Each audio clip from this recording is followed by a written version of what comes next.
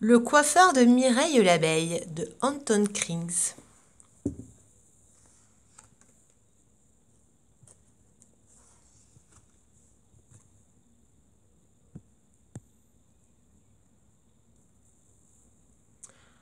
Ah, Huguette, si tu savais comme je suis triste, sanglota Mireille.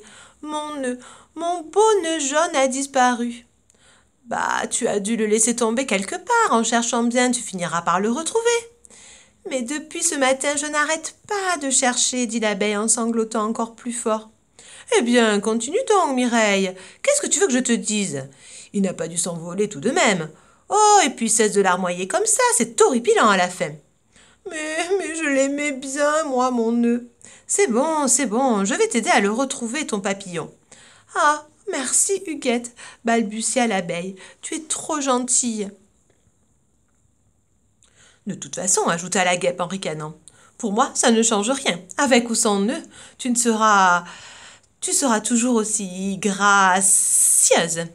Après avoir fouillé rapidement le rosier de Mireille, Huguette finit par s'impatienter.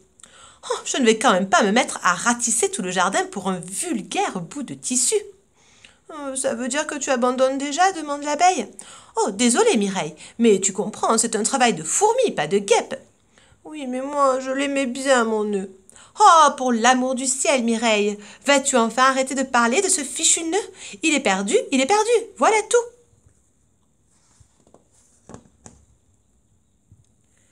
Oh, mais de quoi je vais avoir l'air maintenant? Oh, justement, profites-en pour changer de coiffure. Hein? Changer de coiffure? Mais je ne veux pas changer de coiffure. Tu verras, répondit Huguette. Ça te changera les idées. Pour ça, soupira l'abeille, encore faut-il avoir envie. Oh, suffit de demander à Loulou, continua la guêpe. Je suis sûre qu'il n'en manque pas, lui, au moins. Mais de quoi demanda Mireille. De nœuds? Mais non, pas de nœuds, petite sotte, rétorqua Huguette. D'idées pour une nouvelle coiffure. L'abeille était tellement désemparée qu'elle se laissa entraîner sans plus résister chez le coiffeur du jardin. Ah, c'est pas trop tôt, s'exclama Loulou avec joie. Elle s'est enfin décidée à balancer son gros nœud jaune. Ce n'est pas tout à fait ça, glissa la guêpe à l'oreille du pou. Mireille n'a pas enlevé son nœud de son plein gré. Ah, pardon, balbutia le pou. Je ne voulais pas te faire de peine, je voulais juste dire, quoi au juste? Qu'importe ce que tu voulais dire, répondit la guêpe. Rien ne sert de s'apitoyer.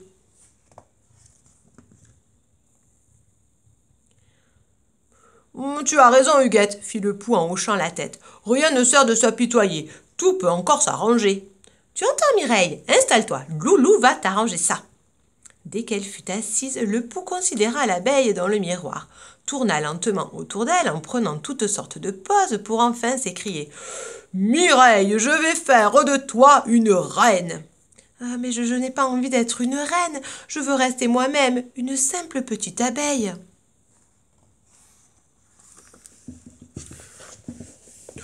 Tu verras, ce ne sera pas long, dit Loulou en lui tirant énergiquement les cheveux. Ah, mais arrête, tu me fais mal, cria l'abeille.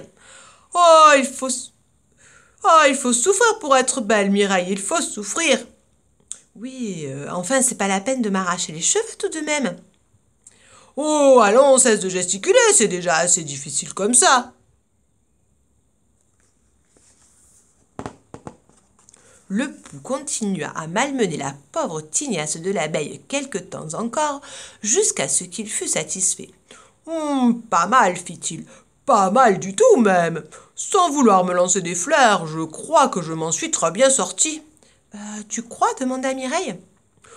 Pourquoi cette question? Bien sûr que j'en suis sûre.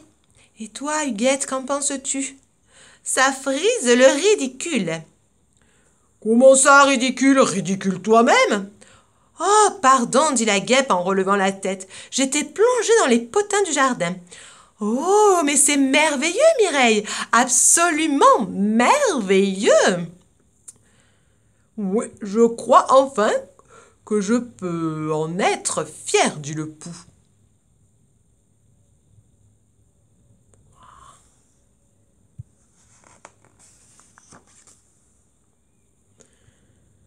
Ah, pour ça, oui, mon loulou, il ne lui manque plus qu'une couronne et ce sera une vraie petite reine. » À ces mots, l'abeille se précipita à la porte. Pour la couronne, on verra ça plus tard, hein, si vous voulez bien. »« Mais voyons, Mireille, ce n'est pas fini, reste !» supplia le pou. « Non, non, non, il faut que je me sauve, dit l'abeille. » Elle ouvrit la porte en grand et, sans autre explication, fila droit vers sa maison. «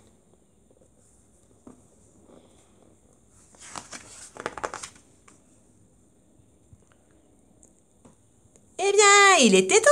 s'écria Patouche en la voyant arriver. « Ça fait près d'une heure que je te cherche partout. »« Ah, Patouche, ce n'est vraiment pas le moment, » lui dit l'abeille. « J'ai quelque chose de très urgent à défaire. »« C'est bête, c'est moi qui voulais te remercier. »«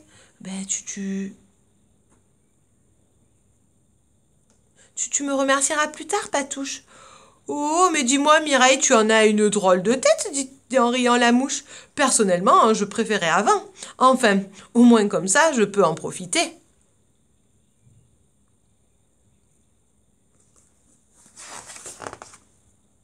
En profiter ?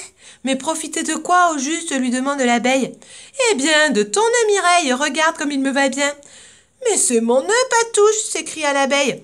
Je sais, et c'est justement pour ça que je voulais te remercier, s'empressa de lui dire la mouche. D'ailleurs, je me demandais pourquoi tu l'avais jeté, c'est vrai, il est encore beau ce nœud.